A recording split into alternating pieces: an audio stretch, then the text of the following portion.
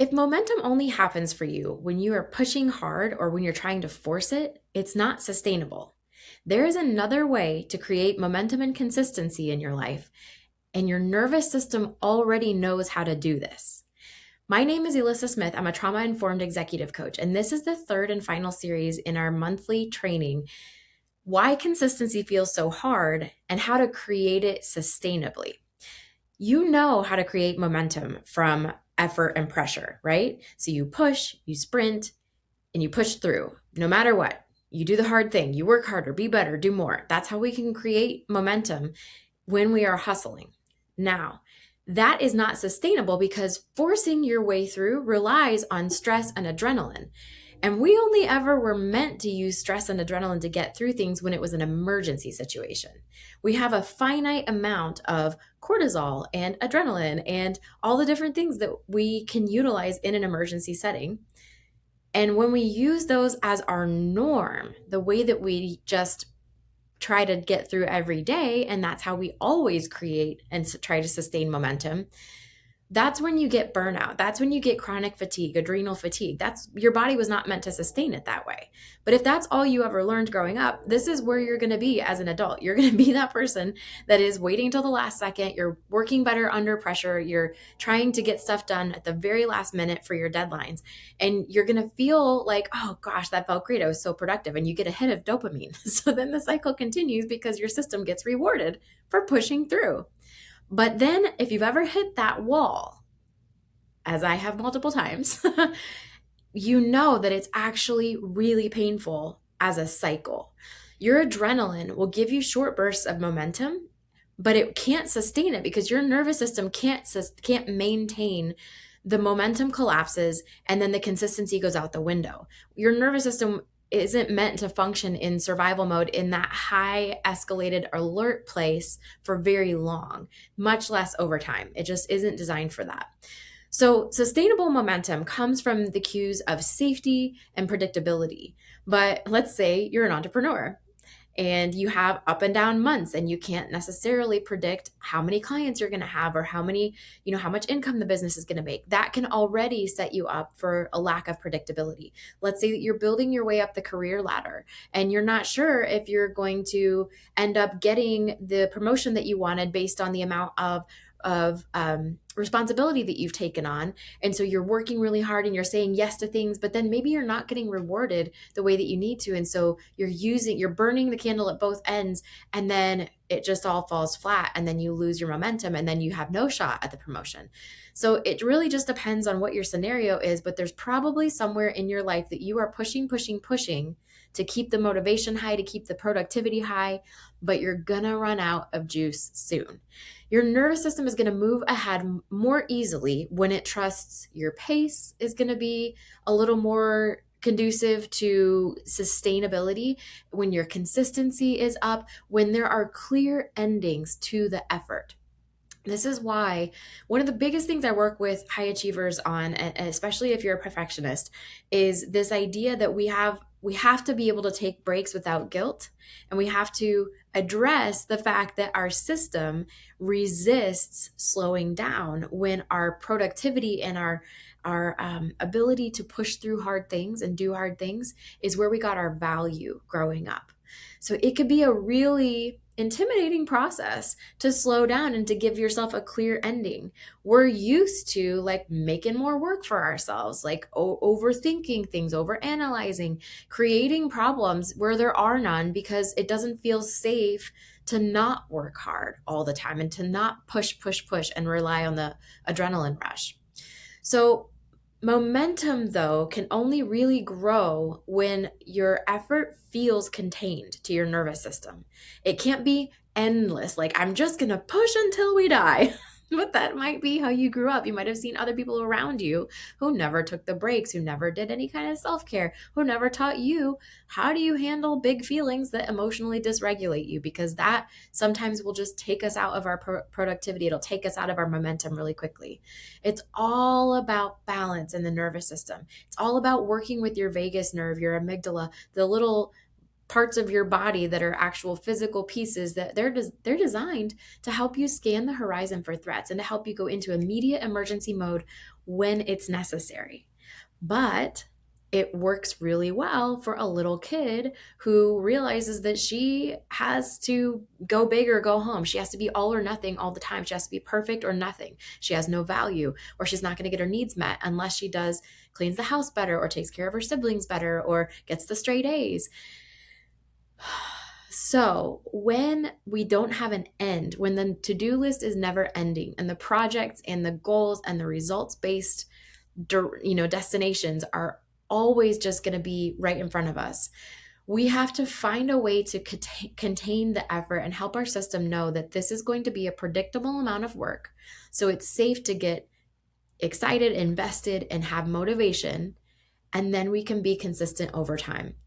So instead of pushing harder, you need to give your nervous system some signals that it can stay with. So some things that will indicate to your nervous system, like, actually, hey, we're going to give you some new evidence. The old evidence says that unless you hustle, unless you are burning that candle at both ends, unless you are operating from adrenaline and cortisol to get your momentum going, you're going to be unproductive, or you're going to be rejected, or you're going to be kicked out of the tribe. We need to give it some cues that say, actually, it's safe to be consistent. It's safe to be in a slower pace that is more sustainable.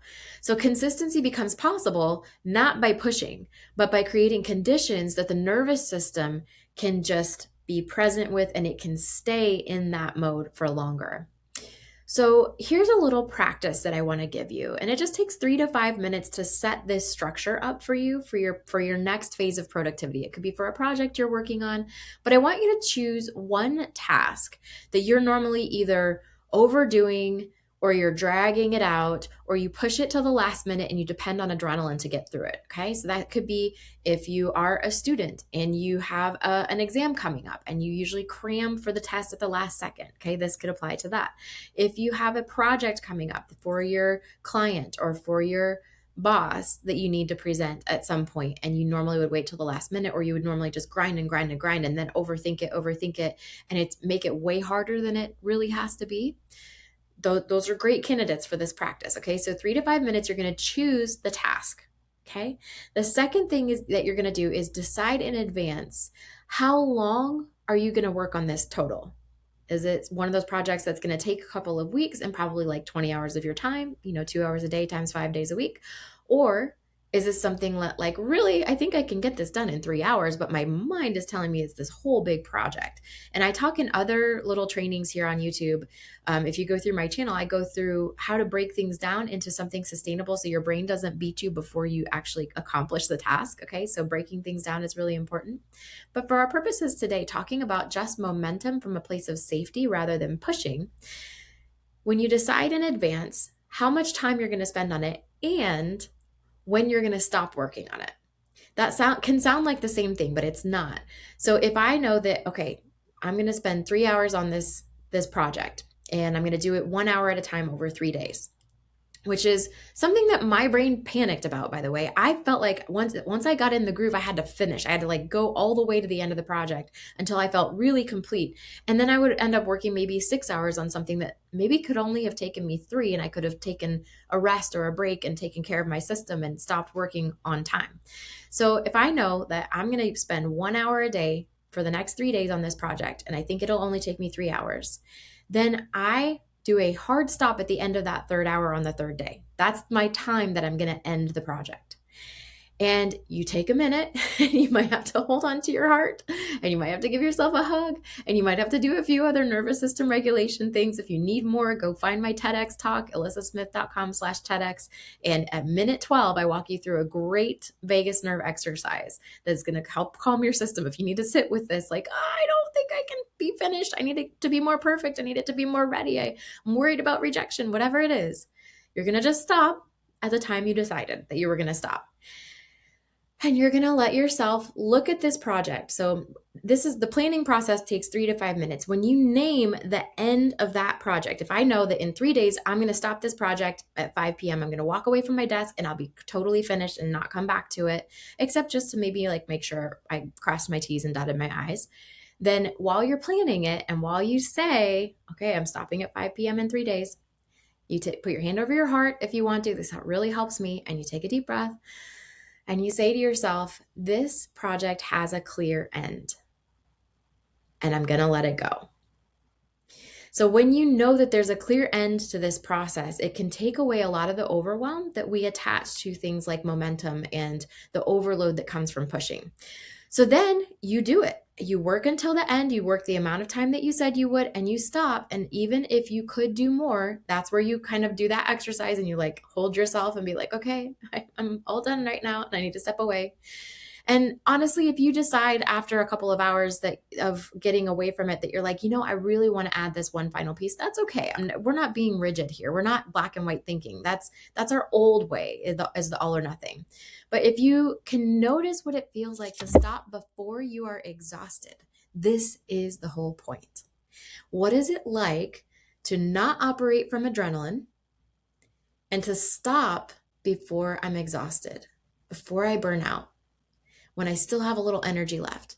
When your system starts to see that you're building evidence that that's how you're going to work, consistency is going to come. It will be so much easier for you to be consistent with your efforts in whatever area of your life you want. If this resonates with you today, I would invite you to subscribe because I'm putting out all kinds of content about how to help yourself operate from more peace and more capacity. I'd love for you to share this with someone that you know is like kind of an overachiever like me, like you maybe. Perfectionists everywhere need to be hearing this message because it's really a lot easier than we think to release and to move forward. Also, ladies can download my free PDF guide for women, which is 5 nervous system hacks you can do at your desk. I'd love to invite you to download that at ElyssaSmith.com/reset.